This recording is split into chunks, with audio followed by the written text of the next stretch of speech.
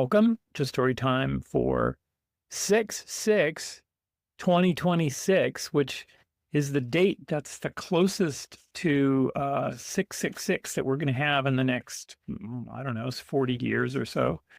Because, it could be good with 6/6/2066, or it would be best if it was 6/6/6666. But I don't have a whole lot of confidence that humans will be around in 6666. So, I'm hoping that people will prove me wrong. Story time tonight is going to be about lesbians. And, I mentioned in my intro, or the notice that I sent you to remind you about it, that that lesbians were really, really good and really super good advocates for advocating for safe sex, yeah, that too, safe sex in the AIDS crisis, even though their infection rates were near zero. And tonight, there are only a few lesbians that are featured that were around then. But I wanted to kind of go back to the beginning, right? Because Sappho was the original lesbian, right? She came from the Isle of Lesbos. She was born, and when people are born this long ago, there's often not really good records about it. So she was born somewhere between 630 and 610 BCE on Lesbos and died around 570 BCE. The other thing that she did was she spoke Aeolian, and Aeolus was the god of the wind, so Sappho was also a daughter of the wind. And there were originally about 10,000 lines of poetry that were written by Sappho, and she didn't say them out loud. She sang them, accompanying herself on her harp. But we really only have fragments. The only one that we have in full, I think, is one that I'm going to read in just a little bit. So here's a couple of short fragments to get you started with Sappho. Always, of course, in translation. This one is from the 2012 translation by Mary Bernard. I asked myself, what, Sappho, can you give one who has everything, like Aphrodite? Here's one called One Girl, and it is translated by Dante Gabriel Rossetti, and it's titled A Combination from Sappho. Like the sweet apple, which reddens upon the topmost bough, on the topmost twig, which the pluckers forgot somehow, forget it not, nay, but got it not, for none could get it till now. That's number one. Number two is like the wild hyacinth flower, which on the hills is found, which the passing feet of the shepherds forever tear and wound, until the purple blossom is trodden in the ground. And, that is complicated by the fact that, she's speaking of a girl here, but hyacinth was widely known as the flower that sprung from one of the male lovers of the god Apollo, who, when he was killed in a game of discus, which seems to be how most of the Greek gods' boyfriends were killed, Apollo changed him into a hyacinth flower. So I'm going to now read three different translations of more or less the same thing. And I'm going to read the translation by Jim Powell, which started it off. And then there are two other translations / versions that I want to read you. So the first one goes like this. Some say thronging cavalry. Some say foot soldiers. Others call a fleet the most beautiful of sights the dark earth offers. But I say it's whatever you love best. And it's easy to make this understood by everyone, for she who surpassed all humankind in beauty, Helen, abandoning her husband, that best of men, went sailing off to the shores of Troy and never spent a thought on her child or loving parents. When the goddess seduced her wits and left her to wander, she forgot them all. She could not remember anything but longing, and lightly straying aside, lost her way. But that reminds me now, Anactoria, she's not here, and I'd rather see her lovely step, her sparkling glance, and her face than gaze on all the troops in Lydia in their chariots and glittering armor. So this is a translation of the same material from Sappho by Mary Bernard, called To an Army Wife in Sardis. Some say a cavalry corps, some infantry, some, again, will maintain that the swift oars of our fleet are the finest sight on dark earth. But I say that whatever one loves is. This is easily proved. Did not Helen, she who had scanned the flower of the world's manhood, choose as its first among men one who laid Troy's honor in ruin? Warped to his will, forgetting love due her own blood, her own child, she wandered far with him. So, Anactoria, although you, being far away, forget us, the dear sound of your footstep and light glancing in your eyes would move me more than glitter of Lydian horse or armored tread of mainland infantry. All right, and here is version 3, and this one is called Deathless Aphrodite of the Spangled Mind, translated by Anne Carson. Deathless Aphrodite of the spangled mind, child of Zeus who twists lures, I beg you, do not break with hard pains, O lady, my heart, but come here, if ever before you caught my voice far off, and listening left your father's golden house and came, yoking your car. And fine birds brought you, quick sparrows over the black earth, whipping their wings down the sky through midair. They arrived, but you, O blessed one, smiled in your deathless face and asked, what, now again? I have suffered, and why, now again, I'm calling out? And what I want to happen most of all, in my crazy heart, whom should I persuade now again to lead you back into her love? Who, O Sappho, is wronging you? For if she flees, soon she will pursue. If she refuses gifts, rather will she give them. If she does not love, soon she will love even unwilling. Come to me now, loose me from the hard care and all my heart longs to accomplish. Accomplish. You. Be my ally. So that last one seems less like the same poem. So I could be wrong about that. But the first two were definitely the same. And it is interesting, isn't it, how when the translator gets to the material, it's like, oh, well, now we got to talk about Helen. But how do we say that she abandoned her her husband and child, and went running off from, with the ruiner of Troy?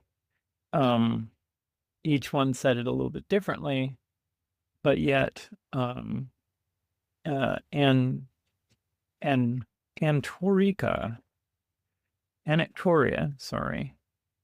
is the object of Sappho's desires in this poem.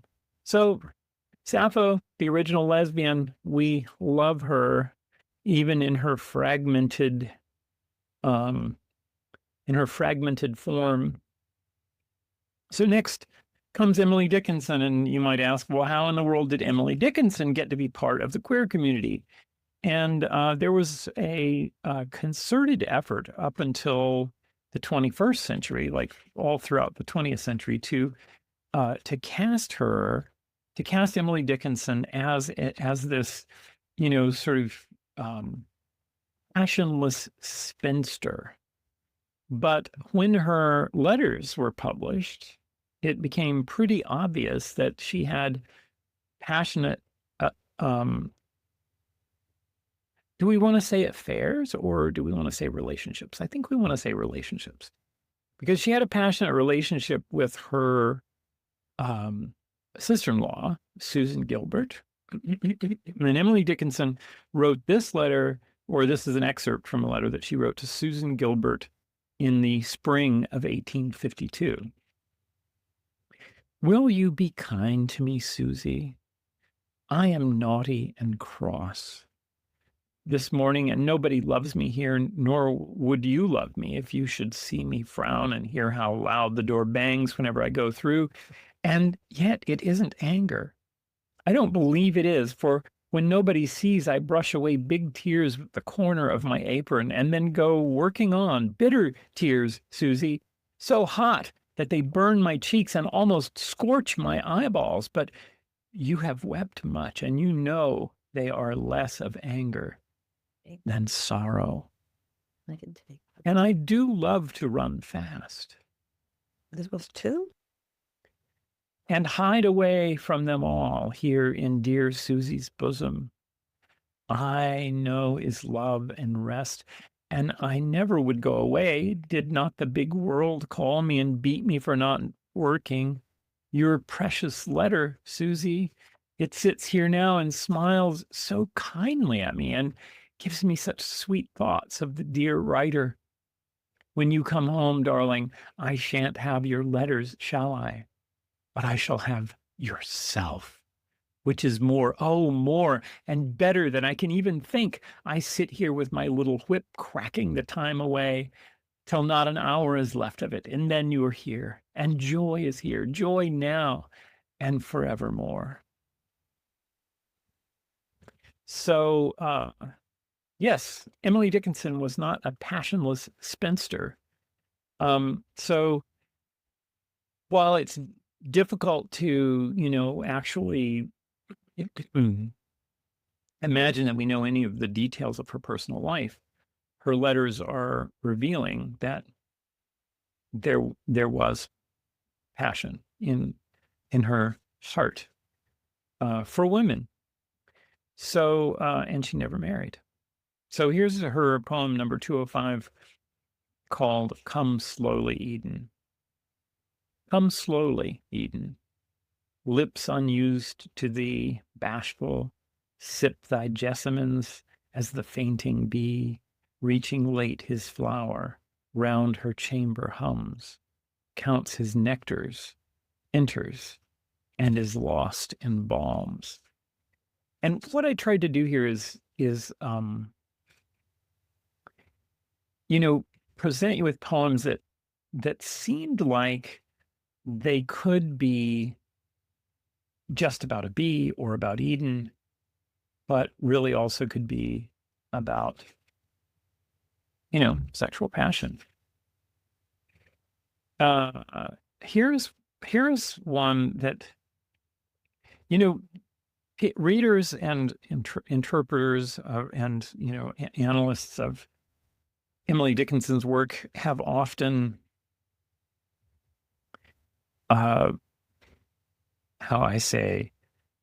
been perplexed by her odd punctuation. She's got weird punctuation.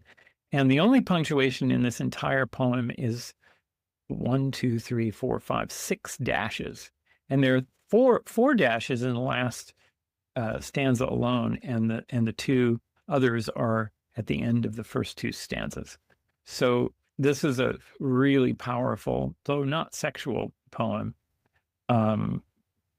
But I had to read it because it's so beautiful.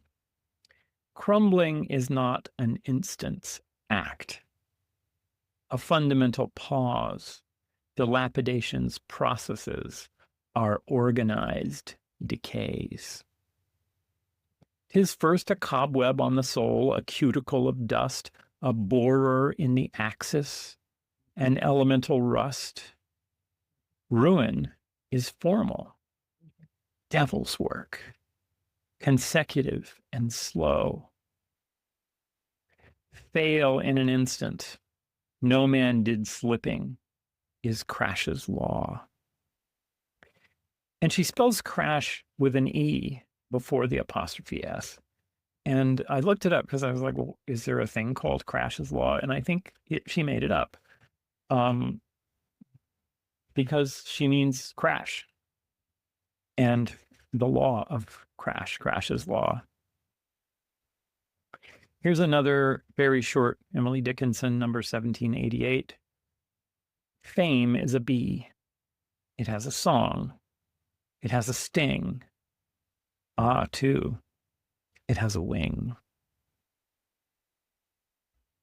Some of these are so clever, you have to like think about them again. In fact, let me read that one again, right? Because it's so short and clever. And you're asked to wonder, what is the wing of fame? How does fame fly? Is it fame allows you to flee from critics, or fame is fleeting and it flies away? Flame is a bee. It has a song. It has a sting. Ah, too, it has a wing. Here's, you know what? We're not going to read that because we just read it recently on Storytime. But I'll direct you to it. It's on the Poetry Foundation. It's verse 479, because I could not stop for death. The reason we're not reading it is because we want to get through the rest of these poems because there's some really great and wonderful things up ahead. Here is another poem of bees. Like this is the third poem that has a bee as a prominent character in it. Here is The Bee by Emily Dickinson. Like trains of cars on tracks of plush, I hear the level bee. Ajar across the flowers goes their velvet masonry. Withstands until the sweet assault their chivalry consumes, while he, victorious, tilts away to vanquish other blooms.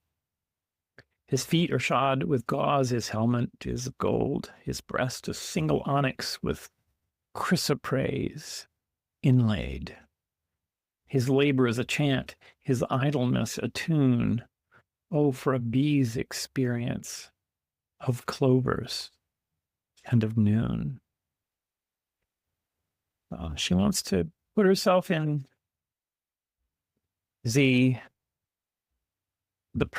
personage of a bee who is ravaging the flowers and then tilting away to ravage others. Emily Dickinson, what a delicious mystery she is, and I love learning more and more about her as we are doing it together in Storytime. So now I want to talk about Amy Lowell. Amy Lowell was an unabashed lover of women.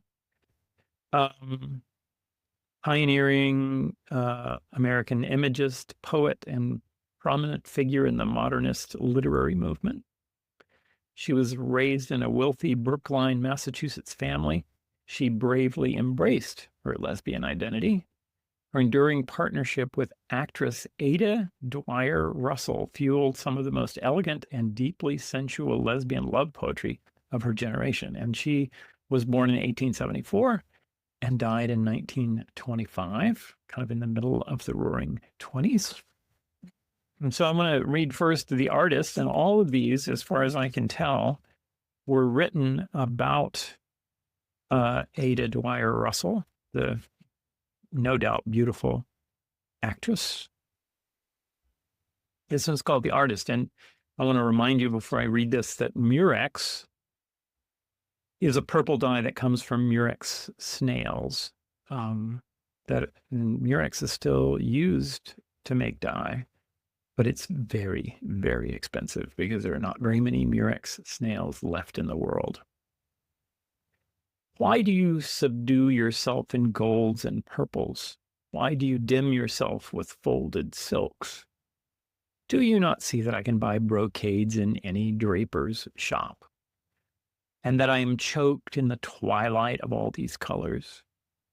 How pale you would be, and startling, how quiet. But your curves would spring upward like a clear jet of flung water. You would quiver like a shot-up spray of water. You would waver and relapse and tremble. And I, too, should tremble, watching. Murex dies and tinsel, and yet I think I could bear your beauty unshaded. You know, for a poem that was written probably at the turn of the century, that is pretty saucy. And it's pretty saucy that a woman is writing that about a woman. I love it so much. So this one is called The Giver of Stars by Amy Lowell. Hold your soul open for my welcoming. Let the quiet of your spirit bathe me with its clear and rippling coolness. That loose-limbed and weary I find rest, outstretched upon your peace as on a bed of ivory. Let the flickering flame of your soul play all about me, that into my limbs may come the keenness of fire, the life and joy of tongues of flame, and going out from you, tightly strung and in tune, I may rouse the blear-eyed world and pour into it the beauty which you have begotten. Now, that is the most powerful poem about a muse I have read in a long time. So we're going to read one more that's that seems like it is, and I don't have the exact dates that these were written. So, and we may not know, but these seem like they may have been written in the beginning of her relationship with Ada. This is called The Taxi. When I go away from you, the world beats dead. Like a slackened drum, I call out for you against the jutted stars and shout into the ridges of the wind. Streets coming fast, one after the other, wedge you away from me, and the lamps, the city, prick my eye. The lamps of the city prick my eyes so that I can no longer see your face. Why should I leave you to wound myself on the sharp edges of the night? So, look, I certainly can understand that pain of leaving the loved one. And this one is a more mature poem. It's called A Decade. When you came, you were like red wine and honey, and the taste of you burnt my mouth with its sweetness. Now you are like morning bread, smooth and pleasant. I hardly taste you at all, for I know your savor, but I am completely nourished.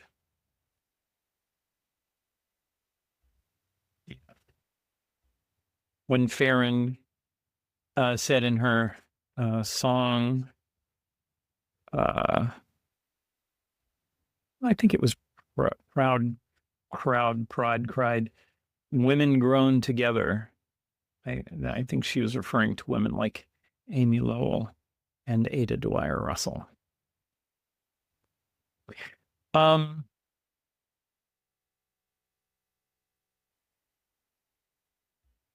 now going to go to Alice Dunbar Nelson. And Alice Dunbar Nelson was a very interesting character, also born around the same time. She lived a little bit longer than Amy Lowell. Alice Dunbar Nelson was of mixed race. Her father was Creole. Her mother was a seamstress who had been an enslaved person. Her father kind of, I don't know, abandoned them or wasn't around very much. And she Originally, and she was actually born Alice Moore. So really, she's Alice Moore Dunbar Nelson, right? Um, and Dunbar and Nelson were her last two husbands. And you might ask, well, why is she in the lesbian poets, right? Because she had three husbands. And her first husband, uh, Paul Dunbar, um, Paul Lawrence Dunbar, actually was abusive towards her, raped her before they were married, and afterwards um, continued to be violent. And after a particularly rough encounter, and Alice was prompted to leave, and he continued to try and get her back by sending these flowery letters asking her to forgive him, because that was what had first won her heart. And she sent a one-word telegram back to Paul Dunbar with the single word, no. So she had lots of relationships with women in her whole life. And I include her, and I think I include all these women who were not easily categorizable, because people are filled with gray areas and fuzzy edges, and nothing is black and white. And I think it's just as fundamental for people to expect one to be gay or straight as it is to expect someone to believe anything fundamental. People are always in shades of gray. So in the public eye, Alice Dunbar Nelson lived as a straight woman, but privately, she stepped into a different identity. And we know about her different identity when her journals were published posthumously. Her diaries help prove that it was certainly not an unusual experience for women in her social circle to have these relationships with women. So I'm going to read some Alice Moore Dunbar Nelson.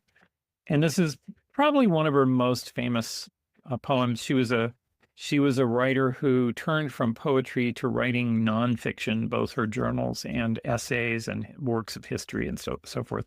She's definitely worth looking up if you are curious about Alice Dunbar Nelson. This is a poem called I Sit and Sew. I sit and sew, a useless task, it seems.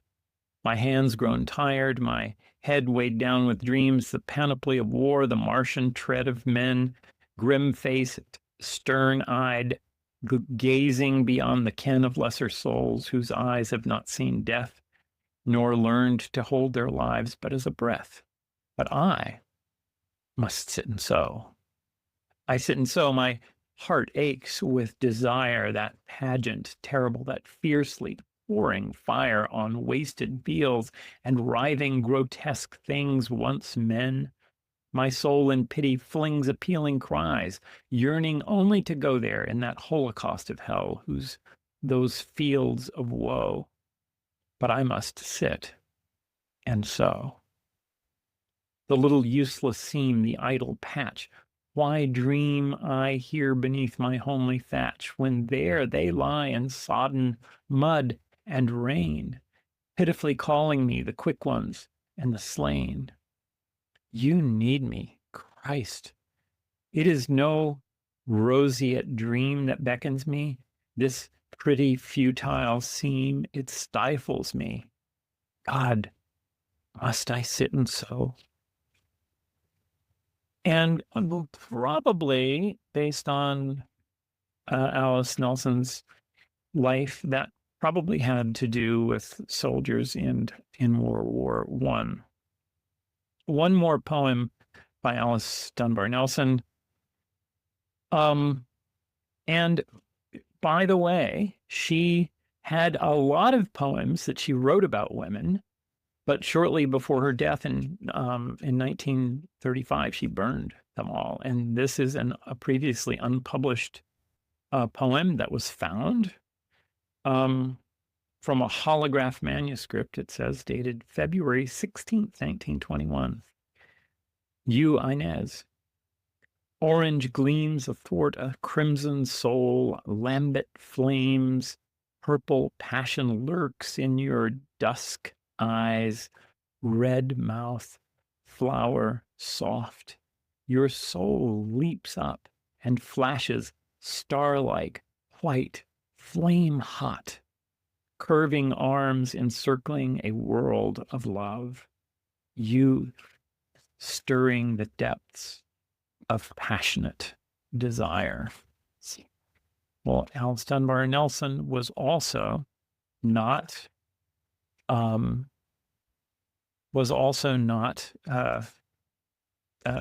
passionless, was she? So now we're going to move to Audre Lorde.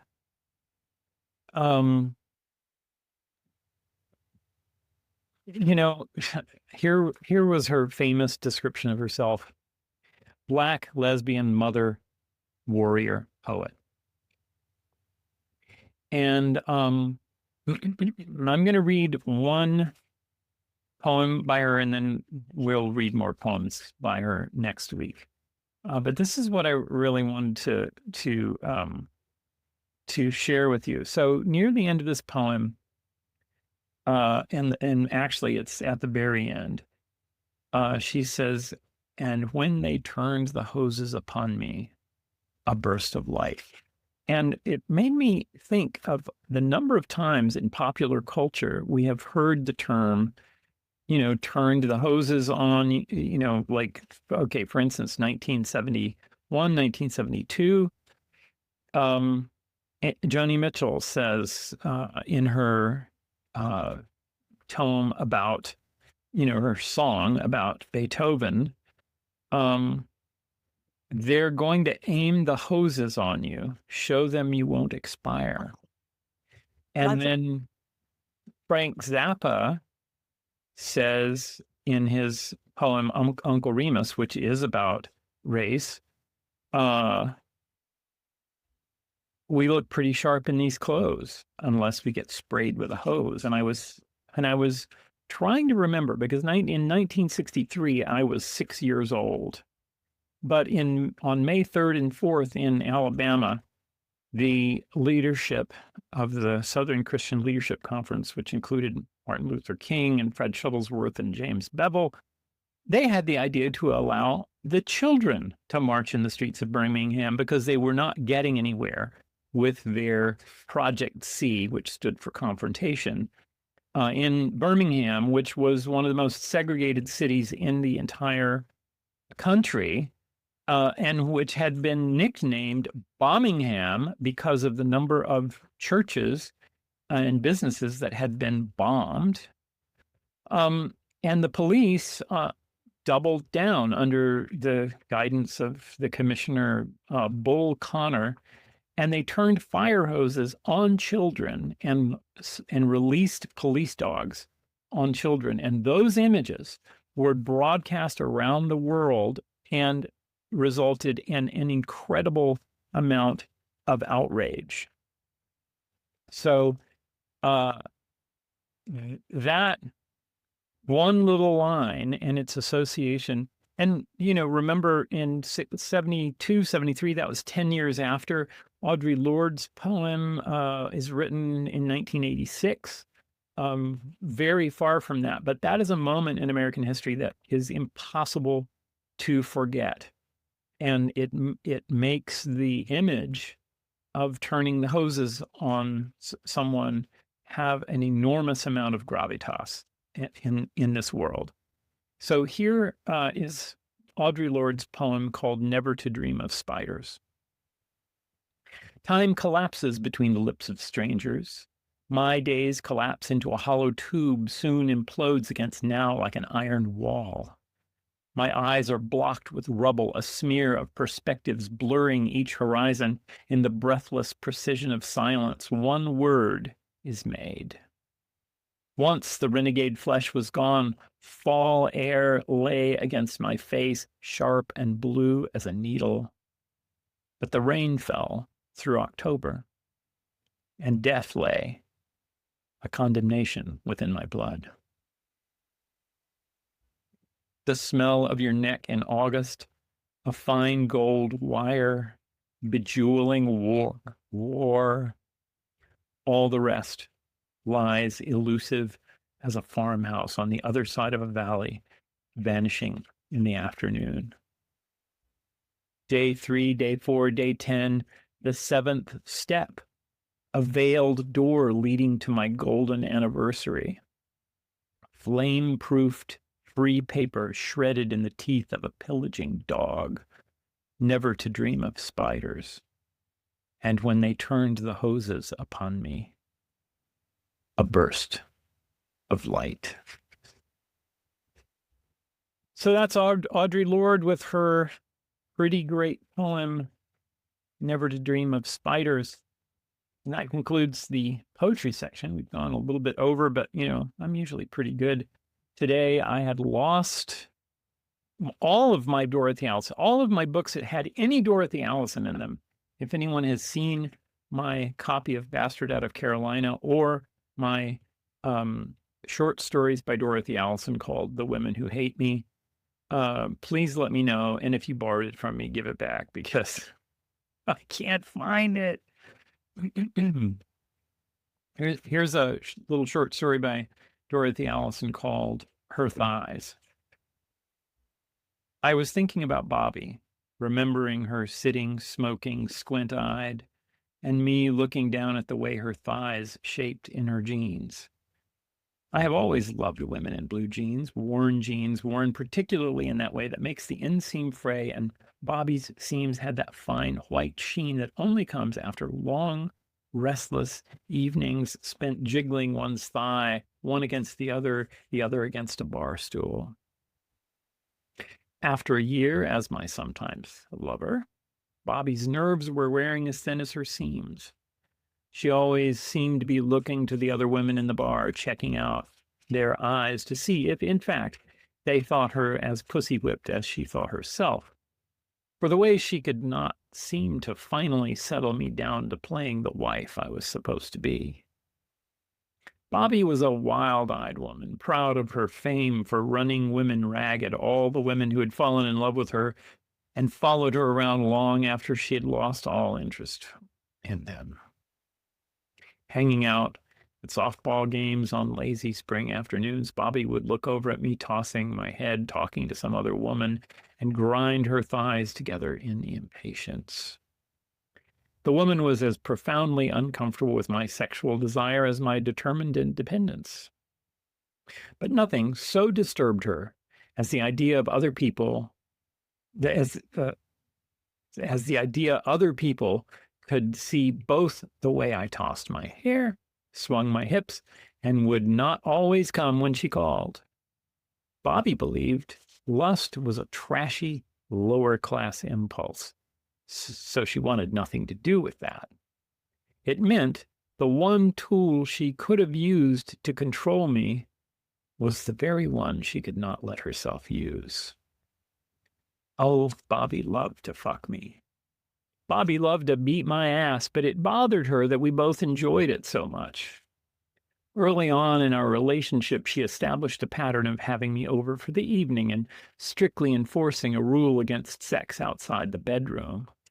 Bobby wanted dinner, preferably Greek or Chinese takeout, and at least 2 hours of television. There had to be a bath powder, and toothbrushing, though she knew I preferred her unbathed and gritty tasting of the tequila she sipped through dinner.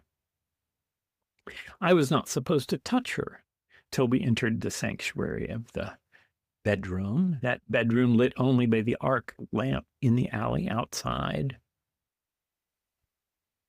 Only in that darkness could I bite and scratch and call her name. Only in that darkness would Bobby let herself open to passion. Let me set the scene for you, me and my hunger for her great strong hands and perfect thighs, and her in her deliberate disregard. When feeling particularly cruel, Bobby would even insist on doing her full 20-minute workout while I lay on the bed tearing at the sheets with my nails.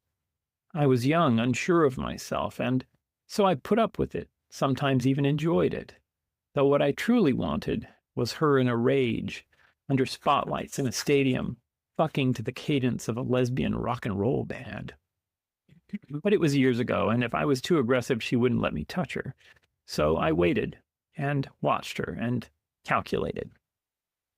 I'd start my efforts on the couch, finding excuses to play with her thighs, rolling joints and reaching over to drop a few shreds on her lap. I scrambled for every leaf on her jeans. "Don't want to waste any," I told her, and licked my fingers to catch the fine grains that caught in her seams. I progressed to stroking her crotch. "For the grass," I said, going on to her inseam, her knees, the backs of her thighs. "Perhaps some slip down under here, honey. Let me see." I got her used to the feel of my hands legitimately wandering while her eyes never left the TV screen. I got her used to the heat of my palms, the slight scent of the sweat on my upper lip, the firm pressure of my wrists sliding past her hips.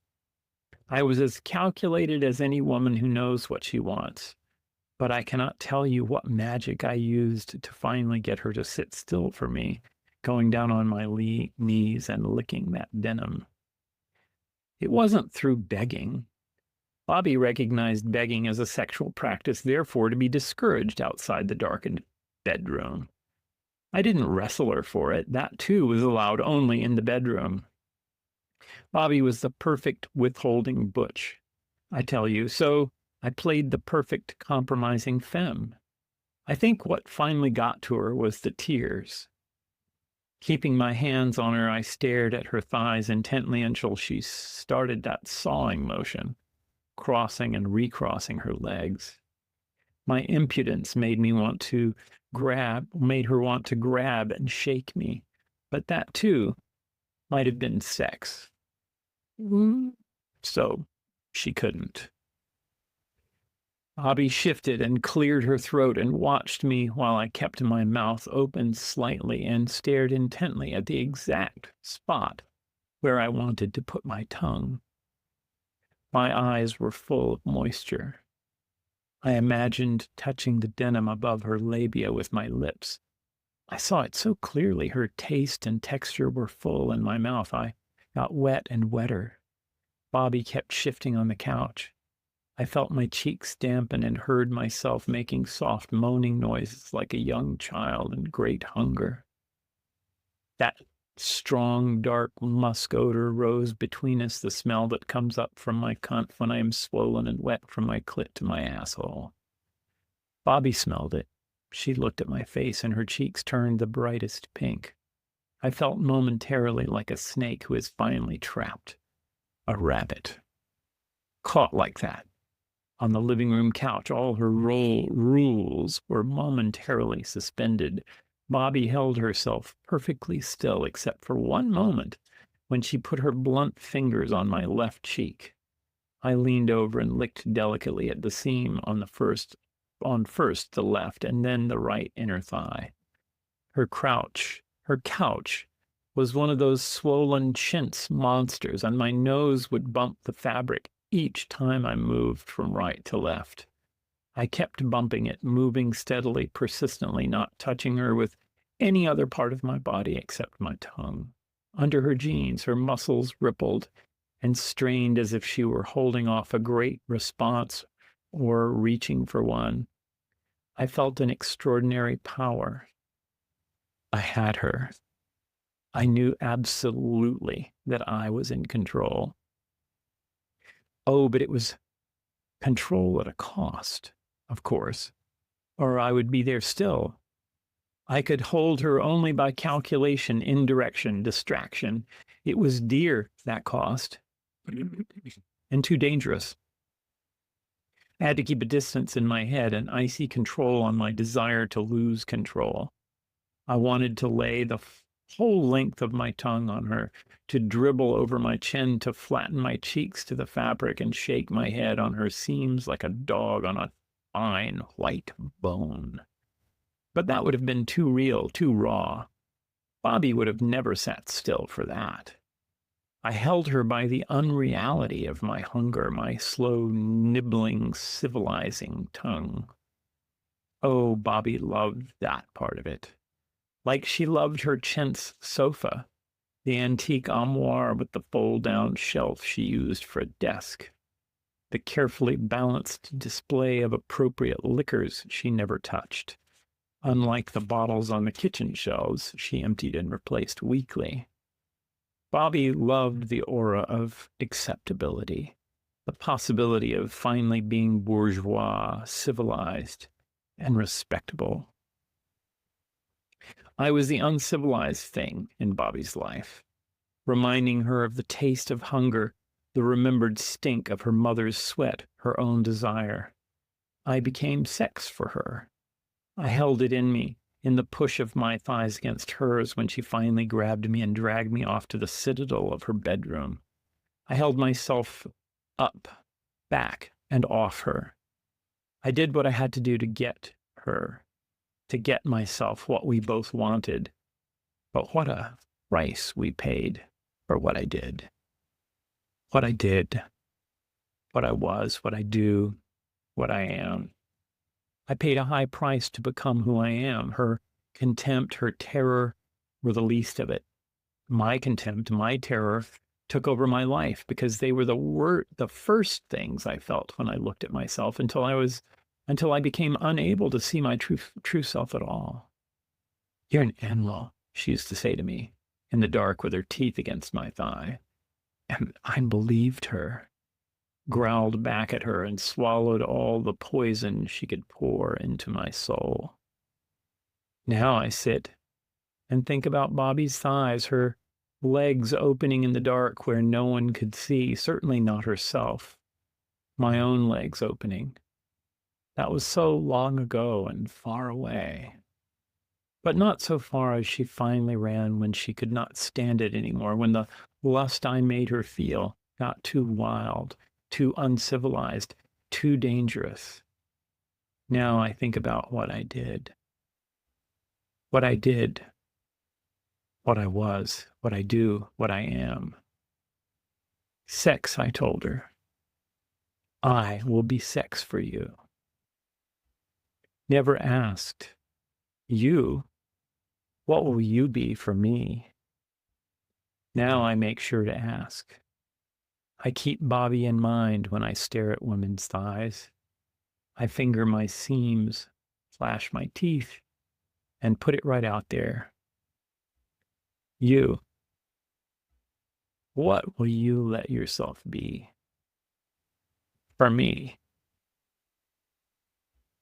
That is Her Thighs by Dorothy Allison. And I want to actually read you something because we're in sort of Appalachian territory.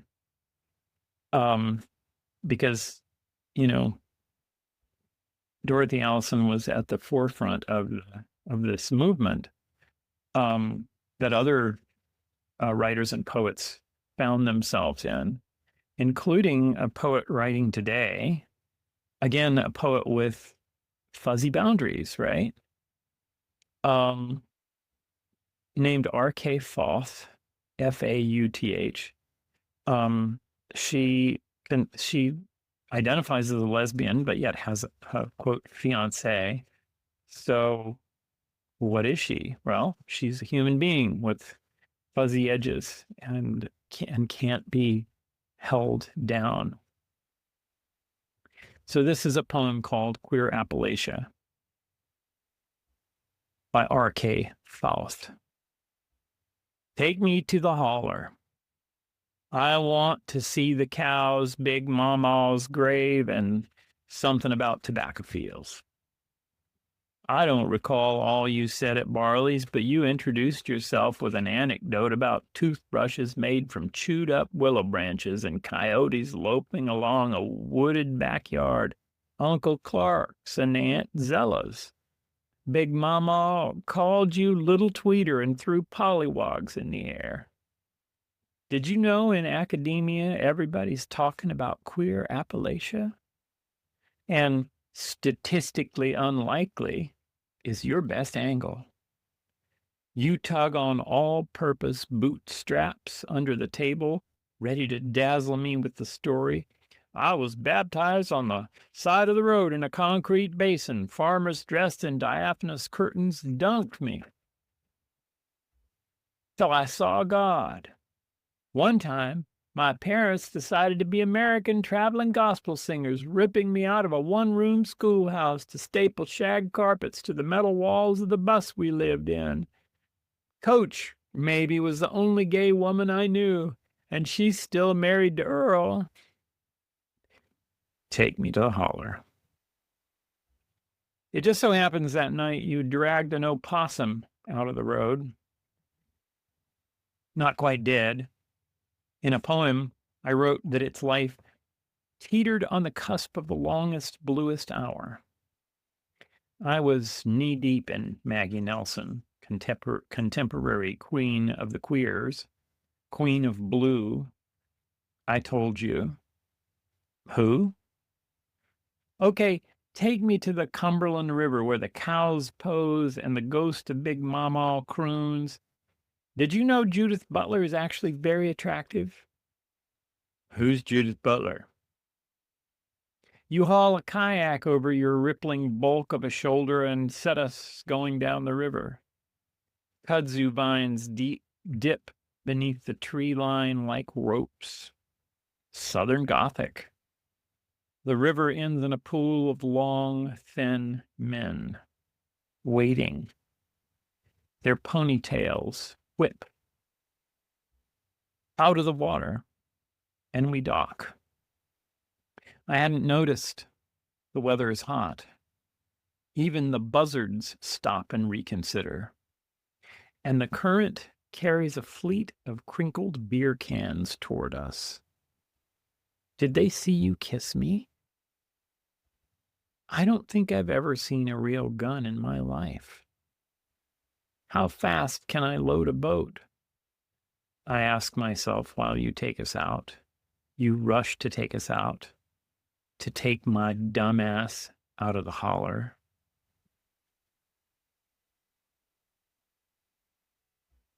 That's Queer Appalachia by R.K. Faust. We're going to put that in the red stack, and there's still a few poems to read for next week from these folks, including Donica Kelly, Audre Lorde, more by Audre Lorde, and a poem for Sappho by Eloise Klein Healy, and also we may not read because I could not stop for death, but you can go read it on your own. Or if you want to petition me to read it to you, I will. I want to remind you that we have about a month to transition over to Substack, and then all the notices will come through Substack. So for the next 4 weeks or so, I'll be sending you Substack messages for those of you who've signed up on Substack, and then also